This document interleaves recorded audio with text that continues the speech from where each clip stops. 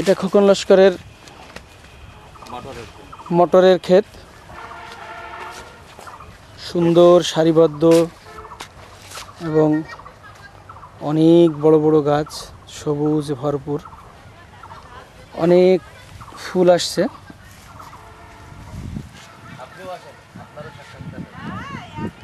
দু রকম মটর বোনা আছে।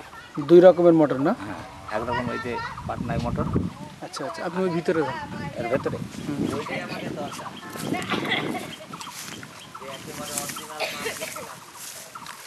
এই যে এটা কত বড় হয়েছে একটু দেখান তো আমাদের, কত বড় হয়েছে দেখান তো, উঁচু করেন, উঁচু করে। হ্যাঁ হ্যাঁ, অনেক বড় হয়েছে এবং এক একটা মটর বুক সমান, প্রায় ওনার বুক সমান মটর, এবং পর্যাপ্ত পরিমাণ ফল, মটরে ফল হয়েছে। আপনি আরও কিছু উঠান, দেখেন একসাথে ই করেন। আমরা দেখতে পাচ্ছি ক্যামেরার সামনে প্রায় ওনার প্রায় আড়াই হাত মটরের লম্বা হয়েছে এবং পর্যাপ্ত ফল এবং ফুলে ভরপুর তার এই ক্ষেত।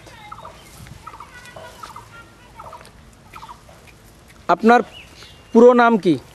আমার পুরো নাম খোকন লস্কর। খোকন, বাবার নাম কি? পঞ্চানন লস্কর।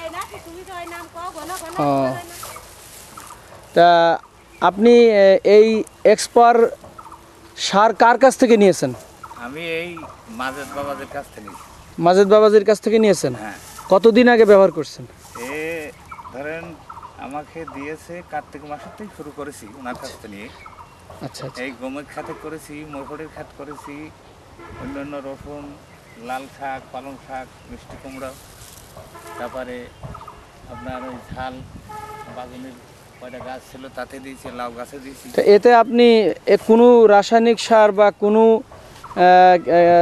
কীটনাশক ব্যবহার করেছেন? না, শুরু থেকে এক্সপাওয়ার ব্যবহার করেছেন? মাজেদ বাবাদি দেওয়ার পরের থেকে আর কোনো কিছু ব্যবহার করেন না না? না না। তা এখন আপনার এই ফলে কি আপনি খুশি? হ্যাঁ, ফলে তো দেখছি খুশি। এখন তুলে তুলে নিয়ে এখন অন্য জিনিসের আমি তো বিক্রি করে নাই, কপি টপি করিলাম, আমি বিক্রি করে নাই। এখন এই জিনিসটা মসুরি, গম তুলে কিরাম ফসল লাভবান হয় দেখা যাবে আর কি। আচ্ছা আচ্ছা। না, আমাদের এইটাই অন্য তুলনায় খরচ কম।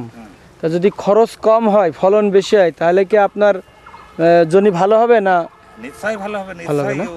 আমি তো মন দিয়েই করবো। চলেন আপনার ওই গম ক্ষেতটা আমরা দেখি।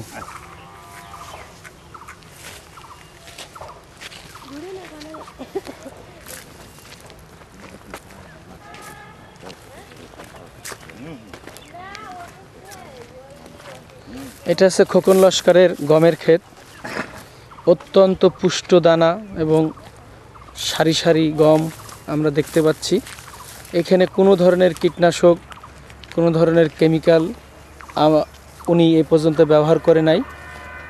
এবং যে গমের দানাগুলো হয়েছে এটা অত্যন্ত পুষ্ট এবং অনেক মোটা মোটা হয়েছে। আমরা ক্যামেরায় একটা ধারণ করতেছি।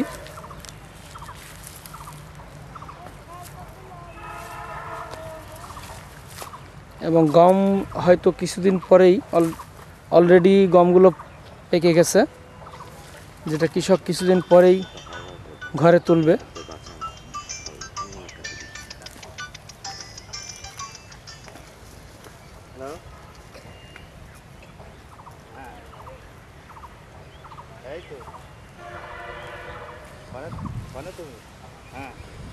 আমাদের দেশে আজকে আমাদের গর্বে বুক ভরে যাচ্ছে।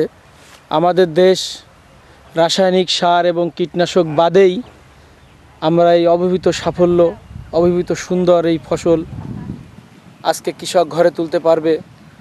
আজকে আমাদের নিজেদেরই অনেক অনেক অনেক ভালো লাগতেছে।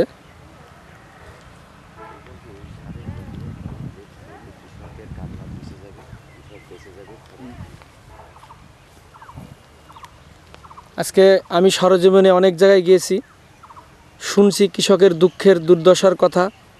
অনেকে প্রতি মাসে একটা জমিতে 5 থেকে 7 হাজার টাকা খরচ করার মতো উৎপাদন ক্ষমতা আমাদের নেই।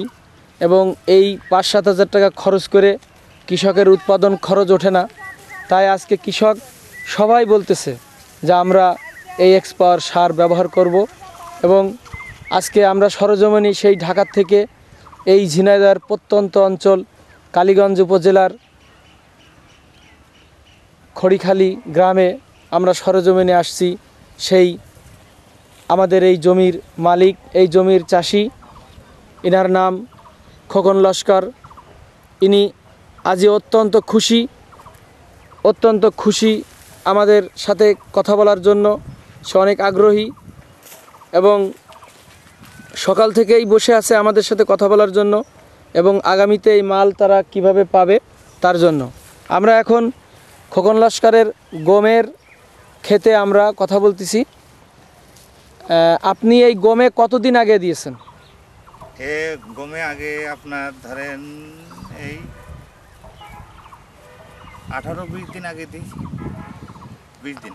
আপনি তো এটা শুরু থেকেই দিয়েছেন? হ্যাঁ, এটি আমি 4 বার দিয়েছি। 4 বার স্প্রে, তার মানে আমাদের পুরো কোর্স এটা কমপ্লিট করেছেন আপনি। হ্যাঁ, এখন তো গম আপনি শুরু থেকেই দিছিলেন, তাই তো? শুরু থেকে দিয়েছি। তা এই ক্ষেতে আপনি আর অন্য কোনো সার ব্যবহার করেছেন? না না, রাসায়নিক কোনো রাসায়নিক সার, না কোনো কীটনাশক? না। আপনি শুরু থেকেই এক্সপায়ারের এই হ্যাঁ, লিকুইডটাই আপনি ব্যবহার করেছেন। হ্যাঁ, তা আজকে আপনার এই ফসল তো প্রায় শেষ হয়ে গেছে, প্রায় পেকে গেছে, আর কিছুদিন পরেই তো আপনার মনে হয় কাটতে হবে। হ্যাঁ, তো এখন আপনি যা দেখতেছেন আপনার ক্ষেতে, হ্যাঁ। আপনি আপনার অভিমতটা আমার কাছে বলেন, আপনার মনের কথাটা। আপনি কোনো কথা বানায় বলবেন না, আপনি নিজের মনের থেকে আজকে দেশের কৃষকের যে অবস্থা, কৃষকের যে পরিস্থিতি, সেই পরিস্থিতির কিছু কথা আপনি আমাদের সামনে বলেন। এই কৃষকের এখন 1 বিঘে ইরি ধান তৈরি করতে হলে কৃষকের নিম্নে ধরেন 7 থেকে 8 হাজার টাকা লাগবে আপনার রাসায়নিক সার পদার্থ করতে গেলে। দেশের সার ওষুধ এইসব জিনিসের জন্য চাষি হাওয়া করে কানছে, এই দেখেন দেশে, বুঝেছেন। আর আমি ইরি ধান তৈরি করেছি, সেই জায়গায় ব্যবহার করছি 2 বার। আপনি আমি আপনার ইরি ধানও ব্যবহার করেছেন? হ্যাঁ, করেছি। বাহ, আচ্ছা 2 বার করেছি। আচ্ছা। তা সেই ধানটাই ব্যবহার করেছি, এখনো দিতে হবে তাতে। আচ্ছা। কালকে মাঝেতে নিয়ে গেলাম, আচ্ছা। মাঝে দেখেই আছে ধানের গতি, আচ্ছা বুঝেছেন। আচ্ছা আর এখন আমার আশা আছে যে এই মাঝেতের এই জিনিসটা দিয়ে আমি সব চাষটা ওই ধানটা তৈরি করব। আপনার এইটার এখন বর্তমান পরিস্থিতি কি সেটা বলেন। এই বর্তমান পরিস্থিতি খুব ভালো। আমি তো অনেক গম খেতে গেছি, আপনার মতো এত সুন্দর গম ক্ষেত আমি তো এই পর্যন্ত আমার চোখে পড়িনি। হ্যাঁ, আমি নিজেই করেছি, নিজেই আমি অনুভব করছি। আপনি নিজেই অনুভব করতেছেন? হ্যাঁ, সুন্দর আছে। তা আপনি আশা করেন যে এটা ভালো হবে? হ্যাঁ, ভালো। এটা দেশের মানুষের জন্য ভালো হবে? হ্যাঁ, ভালো হবে। আর আপনার ওই ইরি ধানের অবস্থা কি এখন বর্তমান, ইরি ধান যেটা জমিতে আছে? ইরি ধান এখন সচেতন?